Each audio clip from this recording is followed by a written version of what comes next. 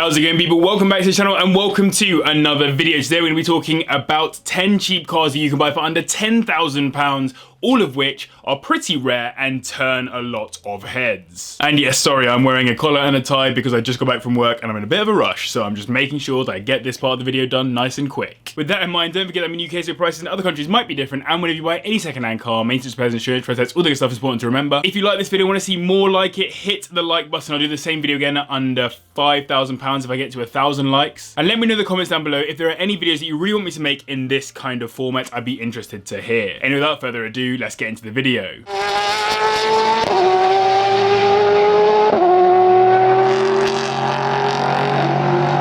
Let's kick this video off with the VW Scirocco R, which is actually probably one of my personal favourite R cars from VW, with its 2-litre turbocharged inline-4 engine that produces 261 brake horsepower, taking it from 0 to 60 in 5.8 seconds. By the way, the cars in this list are ordered from least to most rare, and there are around 650 Scirocco Rs on the roads here in the UK, so not very many at all when you compare that to the 14,000 Golf Rs. This is in part due to the fact that it only got one generation, which lasted around 8 years from 2009 to 2017 with one major facelift. While it is a very cool and good looking car, there's not a huge difference in performance between this and the GTS, but that doesn't take away from the fact that owners and reviewers alike adore the way this thing handles and drives. I personally think it looks incredibly aggressive, and the interior too is a lovely place to be, so it's a shame that it was cancelled to make way for more popular SUVs. These start at around the £7,000 mark, and for 10 grand you get a 2011 example with around 70,000 miles on the clock. Reliability is chill as well, with the main issues being related to poorly looked after DSG boxes. I have always wanted a smart Brabus Roadster, and they've only been going up in value over the past few years.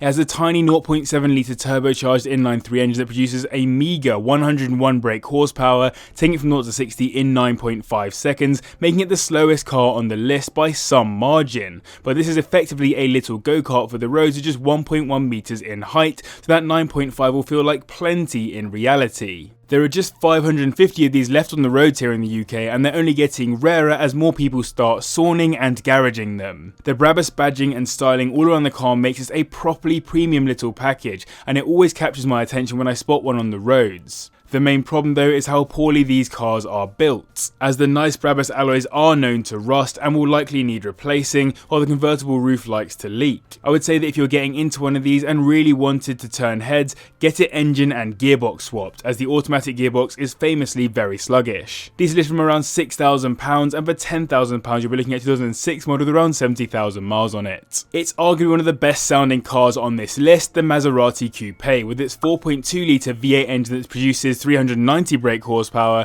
taking it to 60 in around 4.8 seconds, making it the quickest car on the list. It's such a cheap little exotic car, yet it remains somehow rare still, with around 410 of them left on the roads in the UK, which is actually fewer than I expected. I actually know someone who owns a Gran Turismo and recently took part in a Maserati tour of Europe, and a bunch of people joined the trip in these coupes, being one of the cheapest entry points into Maserati ownership, and also the cheapest entry into Ferrari engine ownership. A few of them had battery related problems and had to come home on trucks, unfortunately, but the majority made it the whole 2,500 miles. It looks like an exotic car from the exterior and is nicely Italian on the interior, and ultimately offers a very good cool to money ratio in my opinion. You'll find this is from around £9,000, and for £10,000 you get a 2004 model with around 80,000 miles on the clock. Other than the battery problems, build quality is known to be sketchy with poor quality control on release.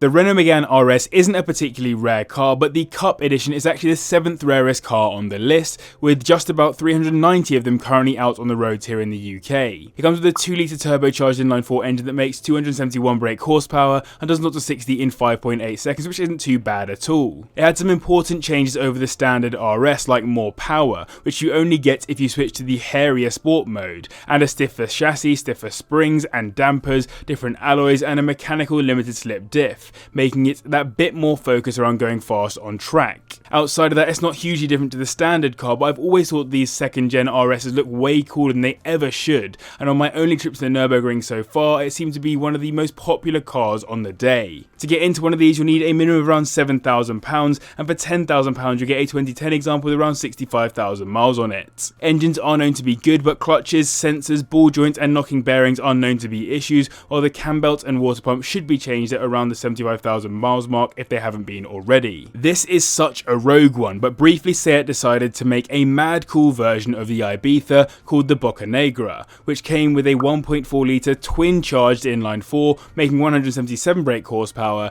taking it from 0 to 60 in 7 seconds. There are just 360 of these out on the roads right now in the UK, and it's actually very difficult to find them for sale. I only found one, listed for £6,000 with 100,000 miles on the clock at the time of making this video. Twin charged engines that have both a turbo and supercharger are very rare, and unfortunately this one isn't actually very good. It's been used in other VW Group cars and has multiple issues around misfiring, oil consumption, total engine failure, PCV issues, turbos failing, timing chain issues, radiator problems, and supercharger magnetic clutch issues. It's actually pretty terrible. This is a real shame, as the Bocanegra, or Blackmouth in Spanish, demarked by its black front end, has a nice angular look that you wouldn't expect of a little warm hatch. I'm a big fan of the aggressive interiors too, with the quilted seats almost looking too quilted. So I hope you guys enjoyed this video. If you are, a quick reminder to hit subscribe and like the video as well if you haven't already. And let me know in the comments down below what topics you'd like to see in the near future. Why did no one buy the Abarth Punto Evo? It's such a good looking car and so much cooler than the Abarth 500 derivatives in my opinion, but maybe you think differently. Either way, there are just 253 of them on the roads here in the UK, with a 1.4 litre turbocharged inline-4 that makes 162 brake horsepower, going from 0 to 60 in 7.6 seconds. The car comes with a bit more power than the average Punto, but more interestingly it looks way cooler with that body kit and handles better thanks to the stiffer suspension and e-diff to more intelligently send power to the front wheels. The thing is, despite it looking so good,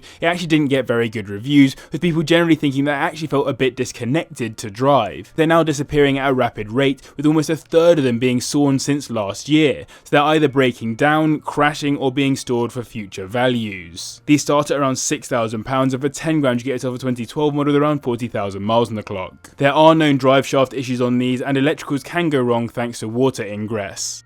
It's not often that you'll find a V12 engine car for under £10,000, but the CL600 has exactly that. A 5.8 litre V12 to be exact, which puts out 367 brake horsepower, taking it to 60 in 6.4 seconds. Maybe not the exact figures you might expect out of a V12. Irrespective, it's a rare car with just 220 of them on the roads in the UK right now. So generally people want an AMG, but the CL600 is still a properly cool car with that V12, and it does actually put out more power than the CL55 AMG, and its engine block isn't a million miles away from the one that you get in the Pagani Zonda. The CL Class is the old school version of modern day S-Class coupes, hence this was built on the same platform as the W220 S-Class luxury car. This is basically a luxury Grand Tourer, and I honestly think it's aged beautifully and will only continue to do so. The car connoisseurs out there will absolutely have their heads turned by this. £6,000 a minimum that I could find these listed for, and for £10,000 you'll get into a 2000 model with around 80,000 miles on the clock. There have been some ignition problems with these, but generally it's an okay car. Suspension seems to be a consistent issue across owners. The Vauxhall Monaro is one of only a few rebadged Holdens we get here in the UK that gets us anywhere near close to owning a V8 supercar. It has a 5.7 litre V8 in fact, which pushed out 328 brake horsepower,